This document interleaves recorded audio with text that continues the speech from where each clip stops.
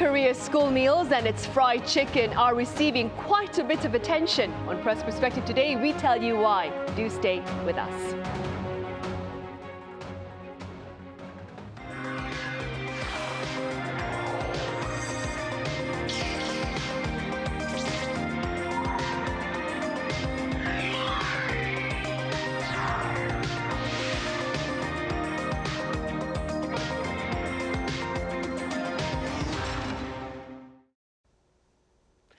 Hello and welcome to yet another edition of Press Perspective. It's Thursday, April 30th here in Seoul. I'm Min Sun-hee. Today we shed light on K-food at schools and its diverse fried chicken menu. For more on this, I have freelance journalist Raphael Rashid here in the studio. Raphael, welcome back. Thank you for having me. I also have writer Colin Marshall with us. Colin, it's great to have you here. Glad to be here. Raphael, we start with you. So why have South Korean school meals made British headlines? Sure, I think the timing here is everything. Britain at the moment is in the middle of a major reckoning or revamp of the school menu, school food. From 2027, the government will be banning deep fried food from schools entirely from the canteens. So maybe no more battered, maybe fish and chips, no more chicken nuggets, no more jam donuts maybe.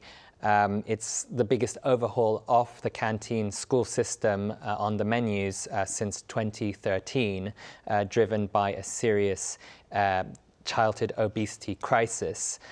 This I think has been a discussion that's been going on for around maybe two decades now, especially after the celebrity chef Jamie Oliver brought this issue to the forefront and exposed how really abysmal children were eating in schools. So this has been a long way coming, and even desserts will have, I understand, maybe 50% of fruit going forward. Of course, against this backdrop, British media and the public have started to come across what children are eating in Korea, of course, through social media videos of South Korean school lunches. And of course, when they compare the two, there's one clear winner. So while the UK is essentially trying to figure out how to make school food less bad, Korean kids are eating, at least for what outsiders, when they look at it, it looks like this is restaurant style quality food. We're talking about multi-grain rice, maybe freshly cooked curries, hearty broth, and soups, and an array, of course, of banchan, kimchi, of course. So some meals, people are saying, wow, they stretch like 6 courses. What's going on here? And I think also another thing that's caught the media's attention or people's mind is that maybe the cultural dimension. When we look at these videos, you see the school children queuing up quietly in line with their trays, loading their trays, and then saying thank you to the dinner ladies. Of course, I'm not too sure if that works in the UK. So I think British audiences faced with such a grim menu that they have right now, and the relationship that children have in Korea with food is completely different. Right, indeed. And speaking about being different, Colin, how do South Korean school meals compare with those in the US? Well, I think I share this experience with many other Americans in Korea, that when I first came here, I noticed there was a chain of restaurants called School Food. And I was thinking, boy, if any name would not succeed in the US, it is School Food. But here, people do seem to have fond memories of their school meals, even from earlier eras when they weren't quite as good as they are now. And you can see some differences, some variation from school to school, or from province to province in some of these videos. Some of these videos, by the way, are posted by Americans, so they're also the ones. They're one of the many nationalities impressed by South Korean school meals.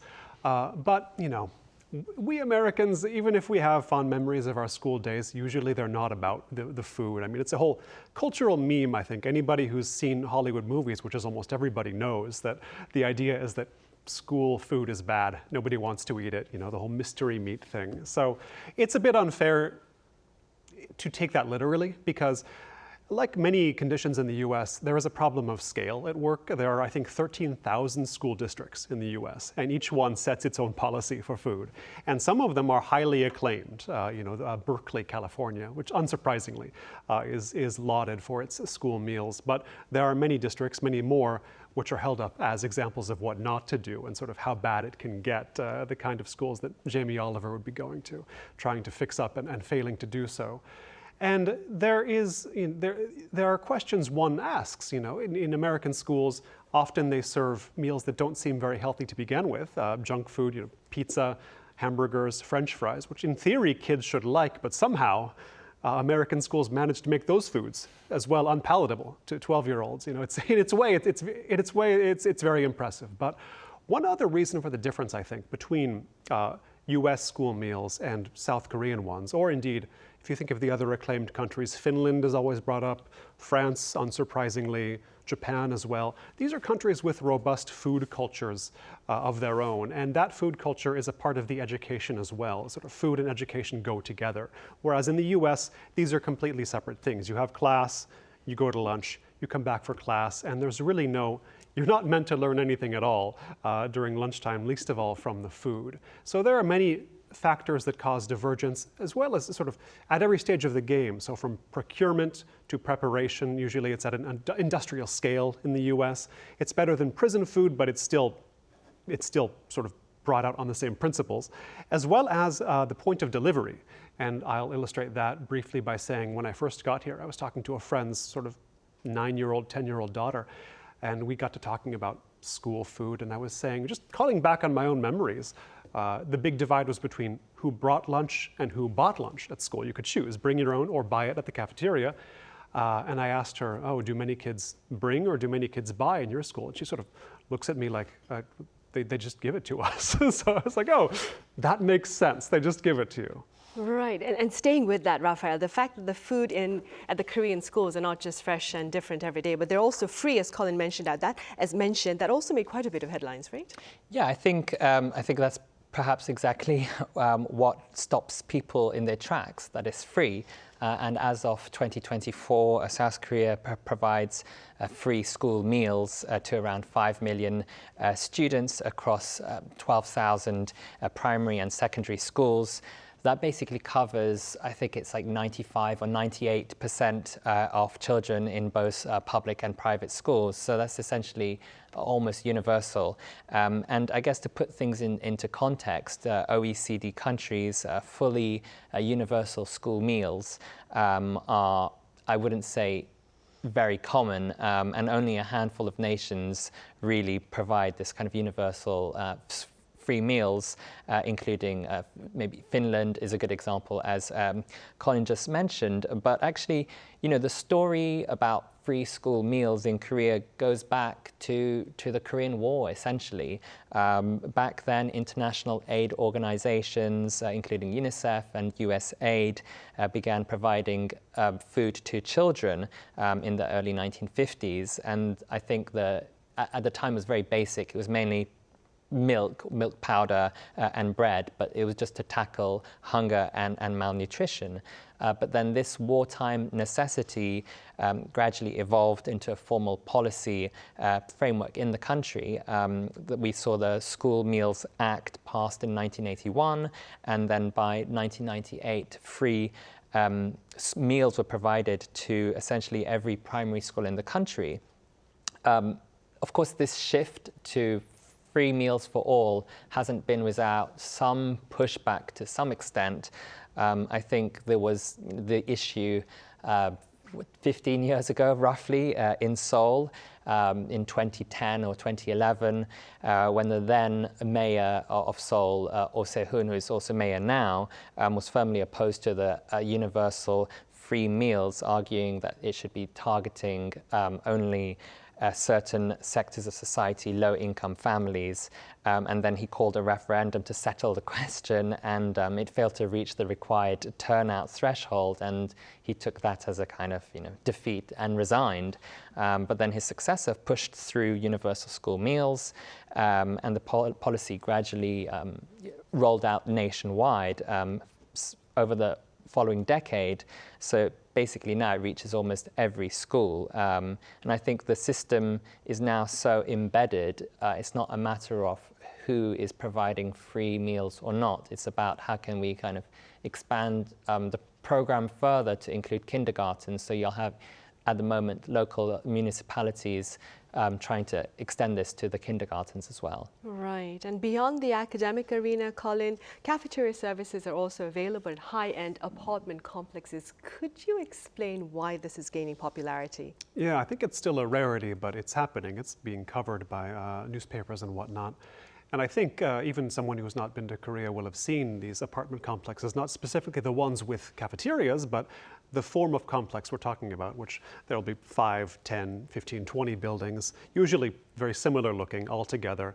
And if you see them from a distance, I think they tend to be a factor of Seoul's urban landscape that people complain about. But you go to them in person on the ground and you can see they've been becoming, with each generation, cities unto themselves almost. Not just residential, but there'll be, of course, daycare centers. Those were the first kind of facilities to enter into the complexes, to be built into the complexes. But then you have convenience stores, you have libraries, and it gets diversified with every new generation of 아파트 단지, or apartment complex, that gets built.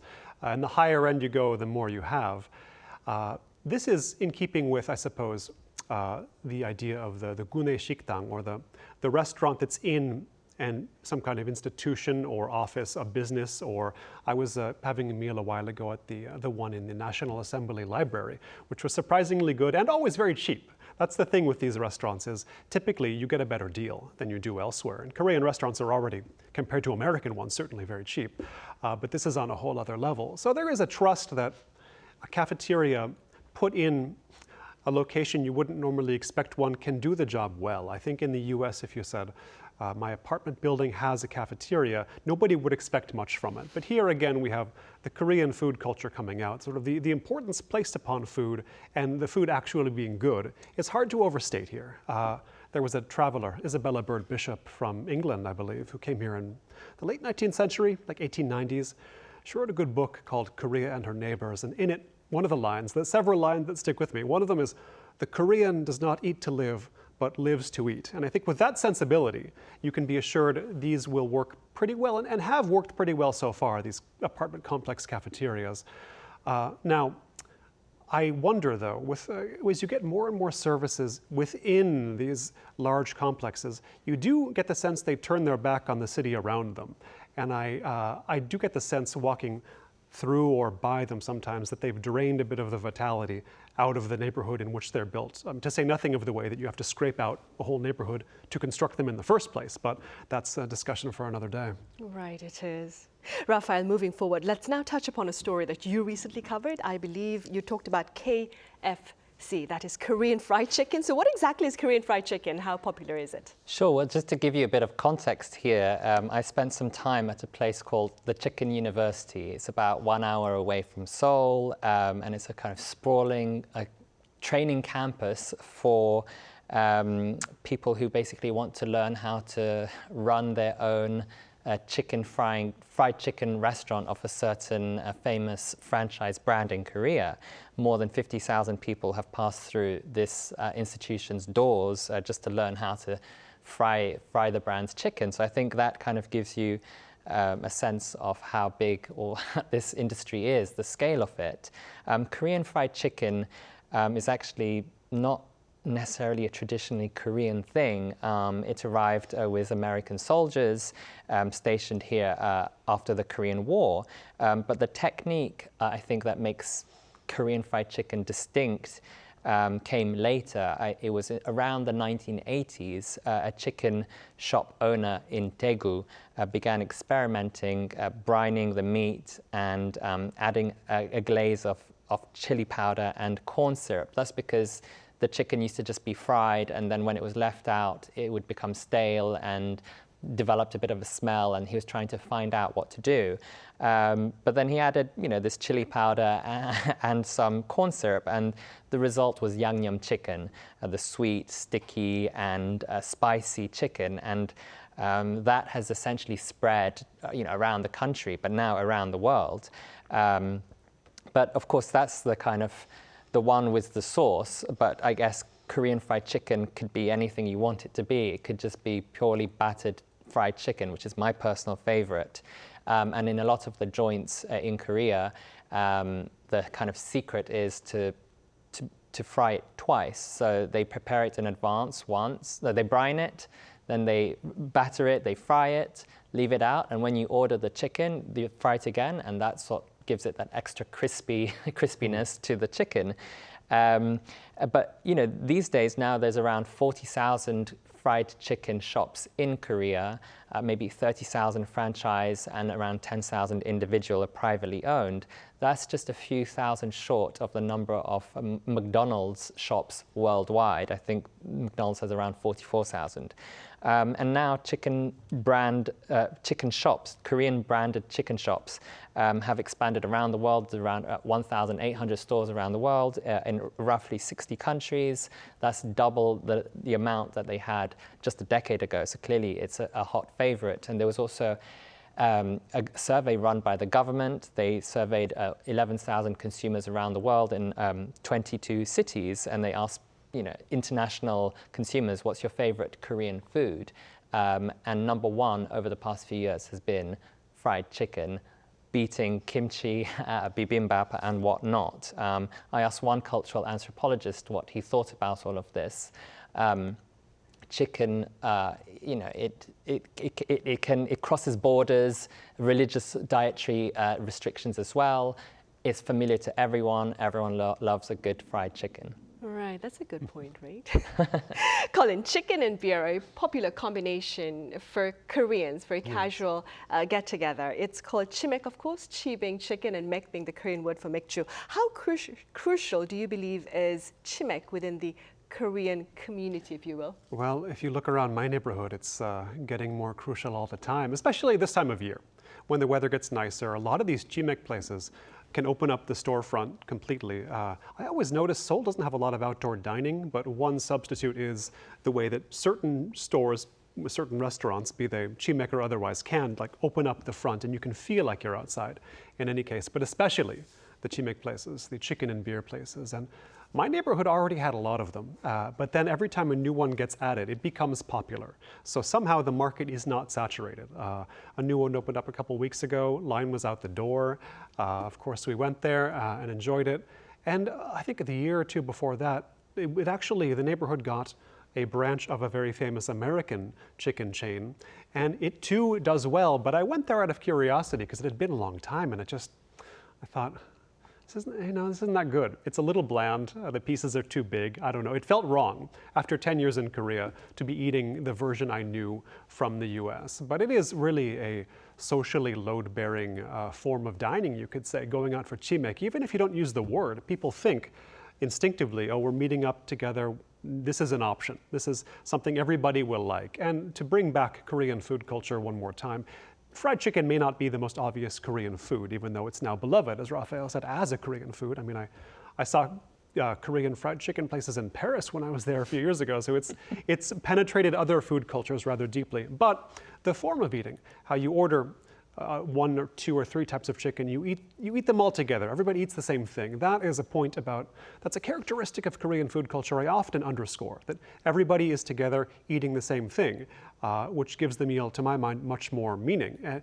In the US, some people go for that, some don't. But I think more so than the chicken itself, the culture manifests in the way that people do chimek. And as far as the word itself goes, when I first came to Korea and heard that, it made me laugh, and I thought, well, maybe I can call pizza and beer pimek, pizza mekju. And Koreans at the time were like, I guess they didn't really get it. For some reason, somehow they didn't get it. But now I hear pimek with some regularity. So I like to think I was only ahead of the curve by a few years. All right. I wonder, Raphael, is there any other food that does not have its roots in Korea but has become associated with the Korean wave over time? Sure, I think there's plenty of these foods. I think Korean food culture is remarkably good at taking something from elsewhere and kind of adding its own Korean flair or spice to it. A few examples. I suppose probably the most famous or historically resonant one is the budae-jjigae. Kind of roughly translates as army-based stew. It was born out of post-war poverty in the 1950s and 60s when communities living near US military bases, especially Uijeongbu, kind of north of Seoul, would gather leftover rations. So you'd have spam, tinned hot dogs, processed cheese, baked beans, all the things that aren't good for you, kind of put into a stew, add the kimchi, add gochujang, and basically whatever else is available. But now that has grown into a phenomenon, not just here, but around the world. People want to eat their budae-jjigae. I guess another one maybe is the Korean corn dog. Personally, I don't really like it, but that's a complete reinvention of the American carnival staple, maybe something you'd find at state fairs in the US. Maybe the original American version is kind of cornmeal batter around essentially a hot dog. But the Korean version uses yeasted dough. They add this kind of breadcrumbs, stuff it with mozzarella, put some sugar on top and a bit of ketchup. And I guess that's also now spread around the world. And maybe one final thing is bread. You have these franchises, these branches in Korea, just basically bread chains. Of course, they do a little bit more to it, add some red bean fillings, maybe garlic, cream cheese. And those branches have spread around the world as well. All right, they have. Well, for dinner tonight, it's either chimek or budae-jjigae. Right, Raphael, as always, thank you so much for your time and your thoughts. Thank you very much. Colin, thank you very much for your insights. Thank you, Sun-hee. Right, that ends this week's editions of Press Perspective. As tomorrow, that is Friday, marks Labor Day here in South Korea. Have a great weekend. See you next Monday.